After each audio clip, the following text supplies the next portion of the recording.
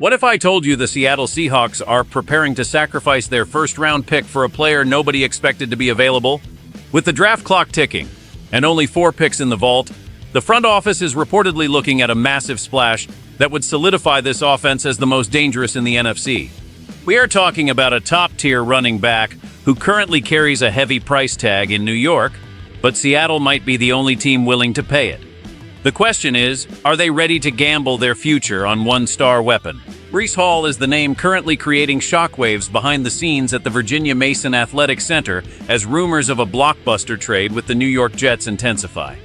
The Jets recently placed the franchise tag on Hall, securing him on a $14 million deal, but internal sources suggest New York might be looking to tear it all down and rebuild through the draft.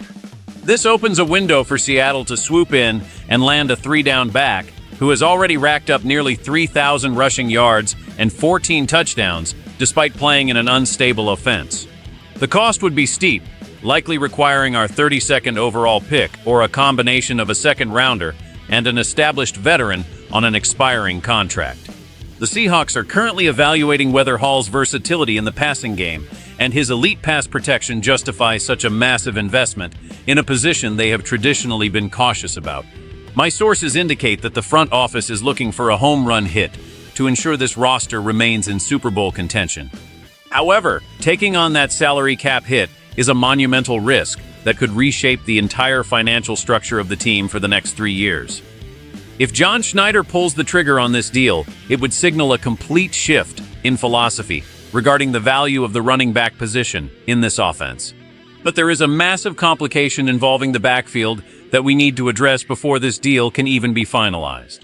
Kenneth Walker-III is the player whose shadow looms large over these negotiations because the team's history with him is precisely why this move for Hall feels so controversial and potentially explosive for the locker room chemistry right now.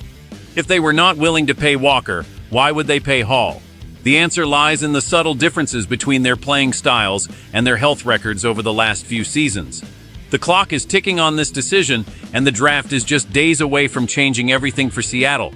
We are standing at a crossroads where one phone call to New York could define the next era of Seahawks football. But before we get into the internal conflict regarding the current roster and the financial hurdles, we need to talk about what this means for our championship window starting this season.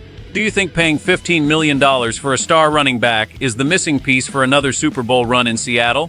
This is a franchise-altering decision that could either lead us back to glory or leave our cap space in total ruins for years.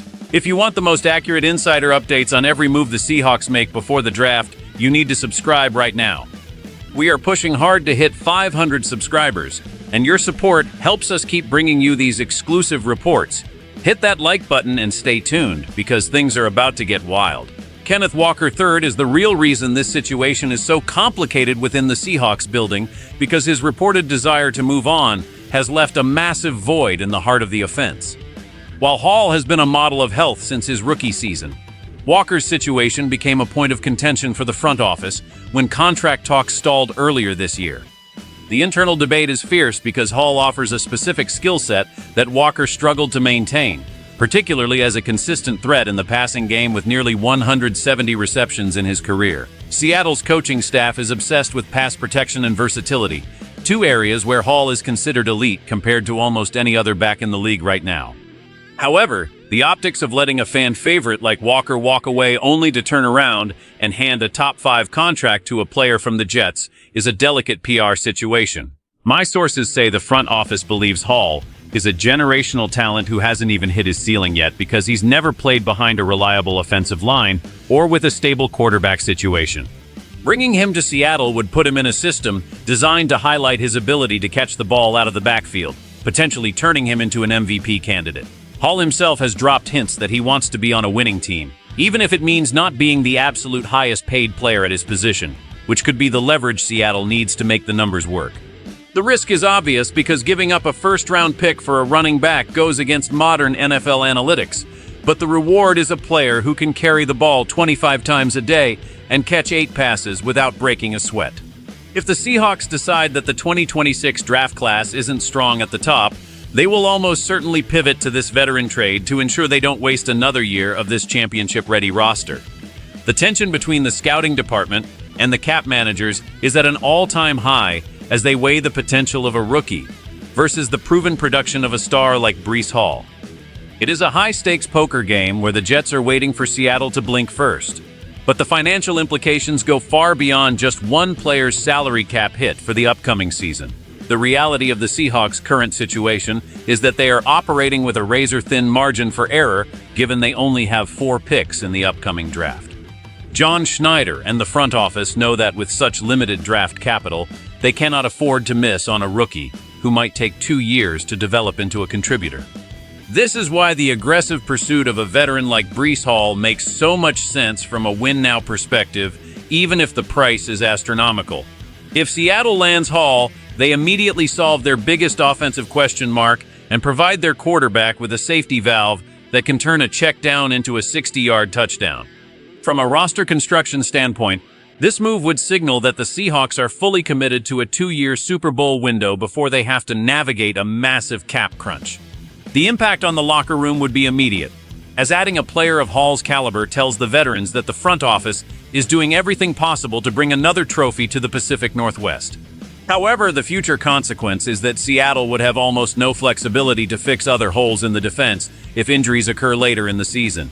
We are looking at a team that is 1 or 2 moves away from being the clear favorite in the division, but they are playing a dangerous game with their long-term stability.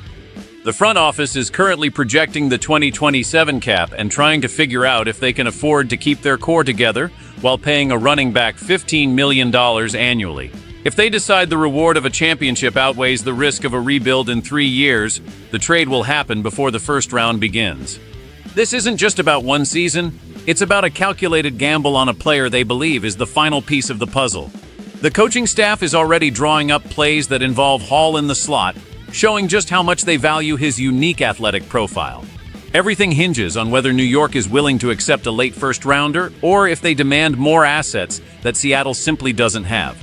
The next 48 hours will determine if the Seahawks remain a balanced team or become a top-heavy offensive powerhouse led by a new superstar back. Ultimately, the potential acquisition of Breece Hall represents more than just a roster upgrade.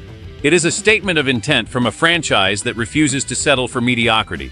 For the fans, this move would be the ultimate adrenaline shot, proving that Seattle is still a destination for the league's elite talent, and that the front office is willing to be aggressive when it matters most.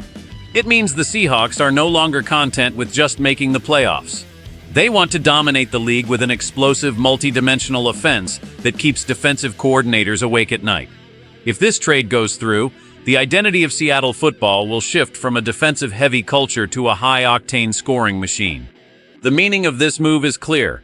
The window is open right now, and the team is willing to burn the ships to reach the destination. Whether Hall is the savior or an expensive mistake will be debated for years, but nobody can accuse this front office of being passive during a critical juncture in franchise history. As an insider, I can tell you that the atmosphere in the building is electric, with everyone waiting for the final word on these negotiations.